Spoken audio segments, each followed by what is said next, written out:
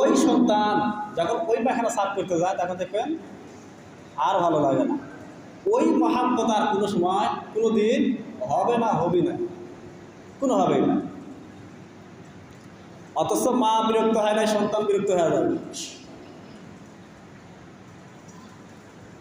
মায়ের যে কোনো একটি জিনিস নিয়ে এসে যদি কোনো ব্যক্তি খাবার দেয়, সন্তান জন্য রেখে দেয়, মা খায় না, কিয়ামতের ময়দানে বলবে, মা আজকে একটা নেকির কারণে তুমি দুনিয়াতে এত ভালোবাসছো, মা যে ভালোবাসা পৃথিবীতে কেউ দিতে পারবে না, এত ভালোবাসা দিছো, আজকে একটা নেকির কারণে তোমার সন্তান জাহান্নামে যাক, সেটা কি তুমি চাও? আজকে একটা নেকি দিলে পারে আমি জান্নাতে চলে যাব। মা বলবে, আমার হিসাব হয় নাই, আমি একটা নেকি দিয়ে সহযোগিতা করতে পারবো না। পাবি বাপের কাছে চলে যাবে, দুনিয়ার যত মুসিবত সব ক্ষেত্রে পাশে থাকছো, যত পরিশ্রমের কাজ করছো, তারপরে আমি যখন বেশি করে উঠে আনিছো তোমার কাছে, বাবা আজকে তোমার সন্তান একটা নেকি কমের জন্য জাহান্নামে যাচ্ছে, তুমি একটা নেকি দিয়ে সহযোগিতা করো, এই একটা নেকি বাবাও দিবে না। অসহিবাতিহি বানি, যার জন্য দুনিয়া বর্তমান অনেক নিকৃষ্টতমে চলে যাচ্ছে। এত ভালোবাসা, 4-5টা ভাই, কোনোদিন গ্যাঞ্জাম নাই, মারামারি নাই, ফাসাদ নাই, একই বিছানায় শুয়ে থাকছে, কোনো সমস্যা নাই। যখন বিবাহ করছে আর ভাইদের সঙ্গে মিল নাই, মা ভালো লাগে না, বাপ ভালো লাগে না, চল এখন ভিন্ন হয়ে যায়। এই স্ত্রীর কাছে যখন ওই স্বামী যাচ্ছে, বলছে তোমার জন্য বাপ মাকে ছেড়ে দিছি, ভাইয়ের সঙ্গে কথা বলি নাই, প্রতিবেশীর সঙ্গে ঝগড়া করছি, তোমার জন্য আমার জীবন শেষ করছি, তোমাদেরকে খাওয়ানোর জন্য আমি ইবাদত বন্দি করতে পারি নাই, আজকে অভাবে পড়ছি একটা নেকি, একটা নেকিতে সহযোগিতা করো। তখন ওই স্ত্রী বলবে, আমার দুনিয়াতে বিয়েই হয় না। এখন চিন্তা করেন, কার জন্য আপনি কি করেছেন?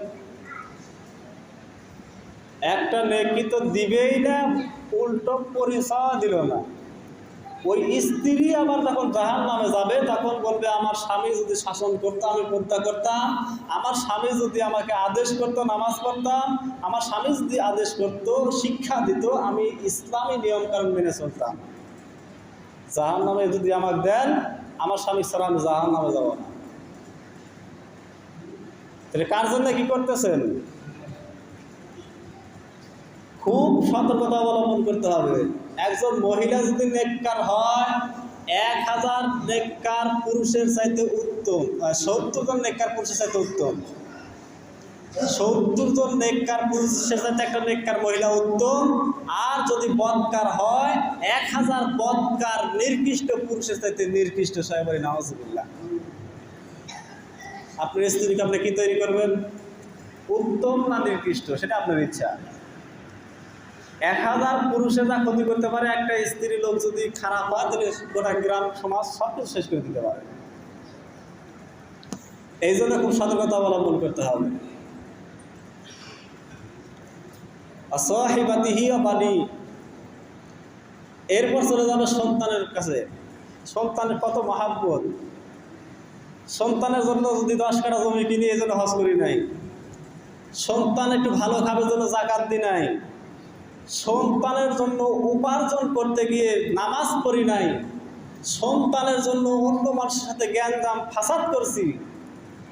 এত আদরের সন্তান, মহাব্বতের সন্তান, দুনিয়াতেও শিক্ষা দিচ্ছে, এমনও পিতা 2-4 বার পিটনও খাচ্ছে, তারপর শিক্ষা হচ্ছে না। পিটন খাওয়ার পিছনেও কারণ আছে, সন্তানকে একা একা দোষ দেওয়া যাবে না। কারণ সন্তান জন্মের পর থেকে 14টা হক আছে, বিষয়ে আগে আলোচনা করা আছে। এই 14টা হক আদায় না করার কারণে পিটন খাচ্ছে।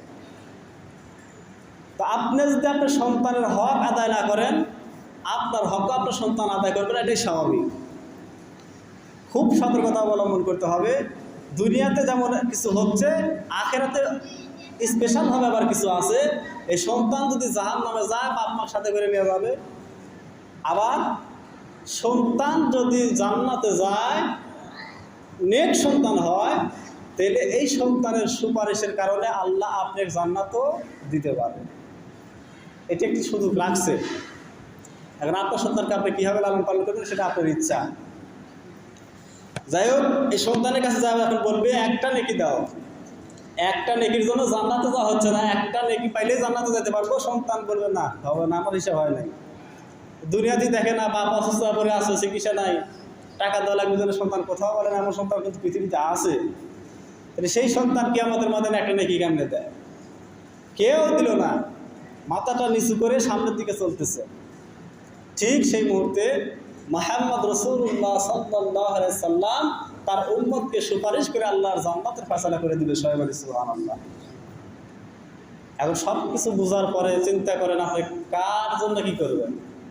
মুহাম্মদ সাল্লাল্লাহু আলাইহি সাল্লামের পদ্ধতি অনুযায়ী চলবেন না আপনার নিজের ইচ্ছা অনুযায়ী চলবেন? নিজের ইচ্ছা অনুযায়ী যদি আপনি চলেন তাহলে আল্লাহ রাব্বুল আলামিন বলেছেন, কত জুমায় আয়াতটা পড়ছিলাম, যে চোখ আছে দেখে না, অন্তর আছে চিন্তা করে না, কান আছে শুনে না, পৃথিবীতে এত কিছু আপনি দেখতেছেন, তারপরে একটু চিন্তা হলো না যে আমি নামাজ পড়ি, আজান হয়ে গেছে, এই চিন্তাধারা করলেন না।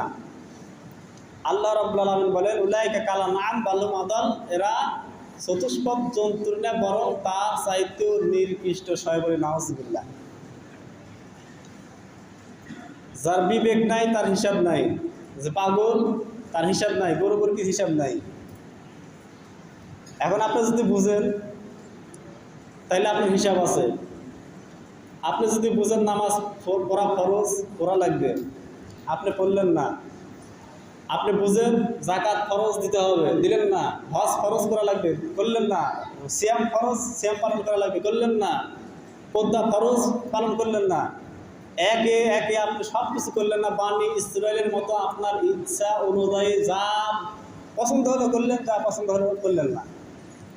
আল্লাহ রাব্বুল আলামিন বলেন, এরা চতুষ্পদ কুকুর খবিশের চাইতেও নির্কৃষ্ট। সবাই বলে নাউজুবিল্লাহ। বিবেকবান মানুষের কাছে প্রশ্ন আজকে রাখবো, আপনাদের প্রত্যেকের বিবেক আছে, বিবেক দিয়ে চিন্তা করে আল্লাহর হুকুম পালন করে সৃষ্টির শ্রেষ্ঠ জীব মানুষ হয়ে জান্নাতে যাবেন, অথবা সৃষ্টির নির্কৃষ্ট কুকুর খবিশের চাইতেও নির্কৃষ্ট, সব চাইতে নির্কৃষ্ট হয়ে আল্লাহর জাহান্নামে যাবেন। প্রত্যেকে চিন্তা করেন, আসর থেকে চিন্তার পালা।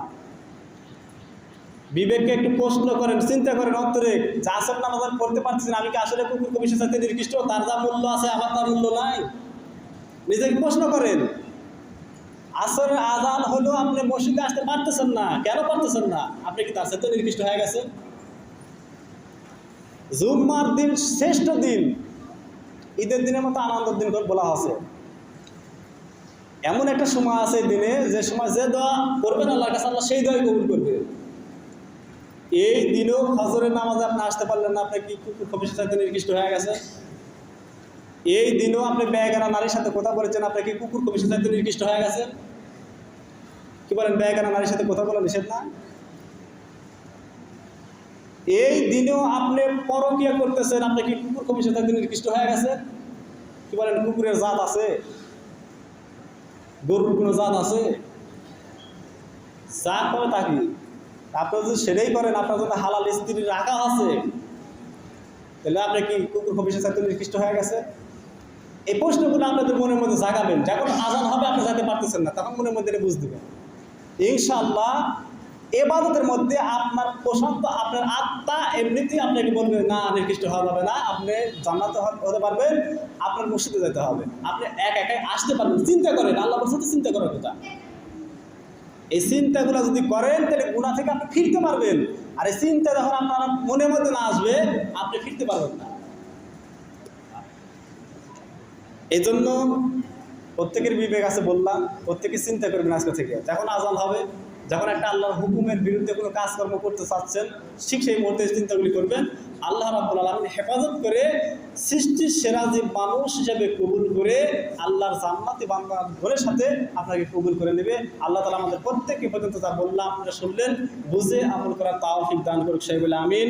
সুবহানাল্লাহ বিহামদি, সুবহানাকাল্লাহু বিহামদিকা, আশহাদু আল্লা ইলাহা ইল্লা আনতা আস্তাগফিরুকা ওয়া আতুবু ইলাইক। যারা শুরু করেন শুরু করেন।